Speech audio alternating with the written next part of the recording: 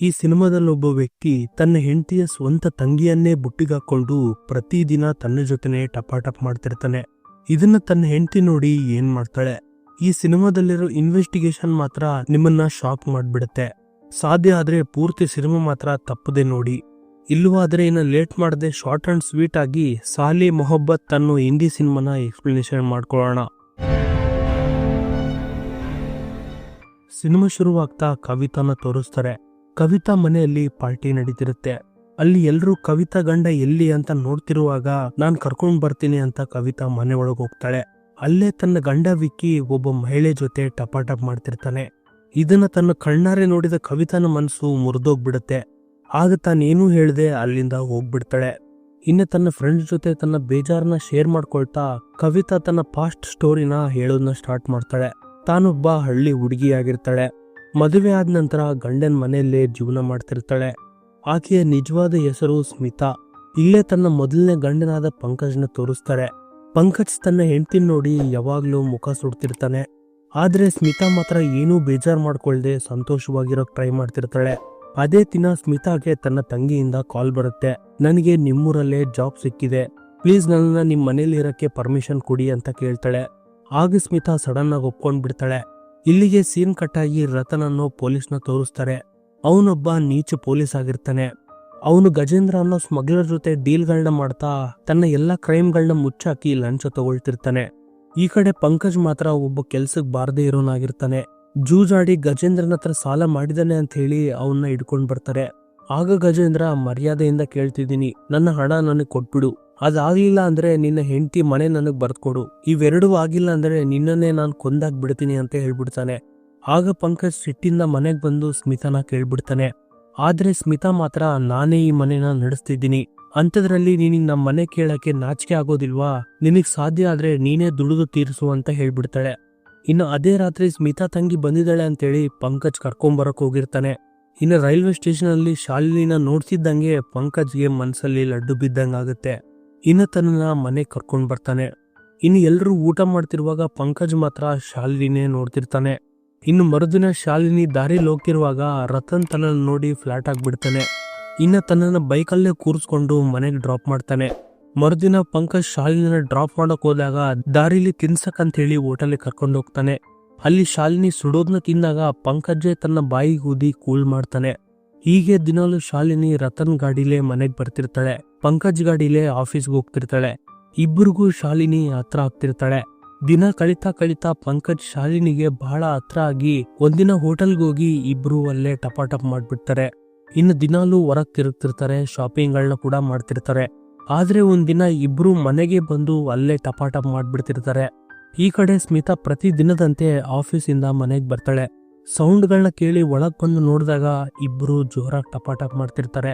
ಇನ್ನು ಸ್ಮಿತಾ ಮಾತ್ರ ಏನೂ ಮಾತನಾಡಕ್ಕಾಗದೆ ಸೈಲೆಂಟ್ ಆಗಿ ಬಹಳ ಬೇಜಾರ್ ಪಡ್ತಾಳೆ. ಇನ್ನು ಮರುದಿನ ಬರ್ಡೇ ಪಾರ್ಟಿ ಅಂತ ಎಲ್ರೂ ಬಂದಾಗ ಅಲ್ಲಿ ಕೂಡ ಪಂಕಜ್ ಶಾಲಿನಿ ಜೊತೆನೆ ಕ್ಲೋಸ್ ಆಗಿದ್ದು ಸ್ಮಿತಾನ ಇಗ್ನೋರ್ ಮಾಡ್ತಿರ್ತಾನೆ. ಇದನ್ನ ನೋಡಿ ಒಬ್ಬ ರಿಲೇಟಿವ್ ಕೇಳಿದಾಗ ಸ್ಮಿತಾ ಸೈಲೆಂಟ್ ಆಗಿದ್ಬಿಡ್ತಾಳೆ. ಅದೇ ರಾತ್ರಿ ಶಾಲಿನಿ ತನ್ನ ಸೂಪರ್ ಫೋಟೋನ ತಕ್ಕೊಂಡು ಪಂಕಜ್ಗೆ ಕಳಿಸ್ಬಿಡ್ತಾಳೆ. ಇದನ್ನ ನೋಡಿ ಪಂಕಜ್ ಸೈಲೆಂಟ್ ಆಗಿ ಆಕೆ ರೂಮಿಗೆ ಬರೋಕ್ ನೋಡ್ತಾನೆ. ಆದ್ರೆ ಹಿಂದೆಯಿಂದ ಸ್ಮಿತಾ ಬಂದು ಏನ್ ಬೇಕು ಅಂತ ಕೇಳ್ಬಿಡ್ತಾಳೆ. ಆಗ ಪಂಕಜ್ ಸುಳ್ಳು ಹೇಳ್ತಾ ನೀರ್ ಬೇಕು ಅಂತ ಕವರ್ ಮಾಡ್ತಾನೆ. ಮರುದಿನ ಪಂಕಜ್ಗೆ ಗಜೇಂದ್ರ ಇಂದ ಕಾಲ್ ಬರುತ್ತೆ. ಕಾಲಲ್ಲಿ ಮಾತಾಡಿ ಪಂಕಜ್ ಊಟಕ್ಕೆ ಬರ್ತಾನೆ. ಊಟ ಮಾಡ್ತಾ ನಾನು ಬೇರೆ ಊರಿಗೆ ಹೋಗ್ತಿದ್ದೀನಿ, ಸಂಜೆ ಒಬ್ಬ ವ್ಯಕ್ತಿ ಬಂದು ನಿನಗೆ ಹಣ ಕೊಡ್ತಾನೆ, ನೀನೇ ಅದನ್ನ ಇಸ್ಕೊಂಡು ಒಳಗಿಡು ಅಂತ ಹೇಳ್ತಾನೆ. ಆಗ ಸ್ಮಿತಾ ಒಪ್ಕೋತಾಳೆ. ಇನ್ನು ಈ ಕಡೆ ಪ್ರತಿದಿನದಂತೆ ಆಫೀಸ್ಗೆ ಹೋಗಿದ್ದ ಶಾಲಿನಿ ಹೊಟ್ಟೆ ನೋವು ಅಂತೇಳಿ ಮನೆಗೆ ವಾಪಸ್ ಬಂದ್ಬಿಡ್ತಾಳೆ. ಆಗ ಸ್ಮಿತಾ ನಾನ್ ಪಾರ್ಟಿಗೆ ಹೋಗ್ಬೇಕು ಅಂತ ರೆಡಿ ಆಗ್ಬಿಡ್ತಾಳೆ. ಶಾಲಿನಿನು ಪಾರ್ಟಿಗೆ ಬಾ ಅಂತ ಕರೀತಾಳೆ. ಆದ್ರೆ ತನ್ನ ಹೊಟ್ಟೆ ಸರಿ ಇಲ್ದೇ ಇರೋದ್ರಿಂದ ನಾನ್ ಬರಲ್ಲ, ನೀವು ಹೋಗಿ ಅಂತ ಶಾಲಿನಿ ಕಳಿಸ್ಬಿಡ್ತಾಳೆ. ಇನ್ನು ದಾರಿಲಿ ಹೋಗ್ತಿರುವಾಗ ಪಂಕಜ್ ಸ್ಮಿತಾ ಕಾಲ್ ಮಾಡಿ ನೀನ್ ಎಲ್ಲಿದೀಯ ಅಂತ ಕೇಳ್ತಾನೆ. ಆಗ ಸ್ಮಿತಾ ನಾನ್ ಮನೇಲಿ ಇದ್ದೀನಿ ಅಂತ ಸುಳ್ಳು ಹೇಳಿ ಪಾರ್ಟಿಗೆ ಹೋಗ್ಬಿಡ್ತಾಳೆ. ಅದೇ ಪಾರ್ಟಿಗೆ DSP ಪೊಲೀಸ್ ಕೂಡ ಬಂದಿರ್ತಾರೆ. ಆಗ DSPಗೆ ಇಬ್ರು ಮರ್ಡರ್ ಆಗಿದೆ ಅಂತ ಒಂದು ಕಾಲ್ ಬರುತ್ತೆ. ತಕ್ಷಣ ರತನ್ನ ಕರ್ಕೊಂಡು ಸೈಟಿಗೆ ಬರ್ತಾರೆ. ಇಲ್ಲೇ ಪಂಕಜ್ ಮತ್ತೆ ಶಾಲಿನಿ ಇಬ್ಬರು ಸತ್ತೋಗ್ಬಿಟ್ಟಿರ್ತಾರೆ. ಆದ್ರೆ ಇಲ್ಲಿ ಸ್ಮಿತಾ ಇಲ್ಲ. ಬಾಗಿಲು ಕೂಡ ಕ್ಲೋಸ್ ಆಗಿತ್ತು. ಯಾರು ಇವ್ರನ್ನ ಸಾಯಿಸಿದ್ದಾರೆ ಅಂತ ಗೊತ್ತಿಲ್ಲ. ಪೊಲೀಸರು ಬಾಡಿಗಳನ್ನ ಪೋಸ್ಟ್ ಮಾರ್ಟಮ್ ಕಳಿಸಿ ಎವಿಡೆನ್ಸ್ ನ ಶೇಖರಣೆ ಮಾಡ್ತಿರ್ತಾರೆ.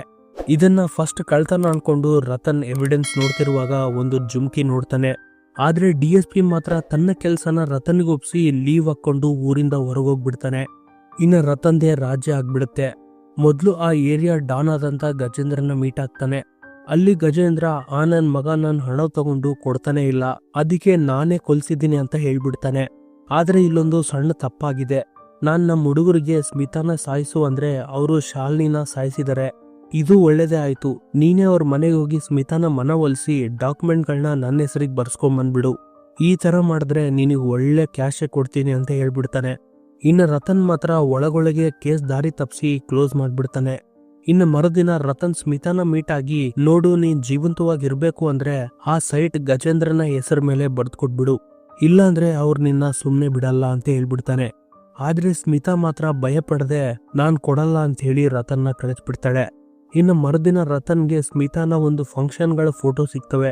ತಾನ ಫೋಟೋಗಳನ್ನ ನೋಡಿದಾಗ ಸ್ಮಿತಾ ಏನೋ ಟೆನ್ಷನ್ ಅಲ್ಲಿದ್ದಾಳೆ ಅಂತ ಅನ್ಸುತ್ತೆ.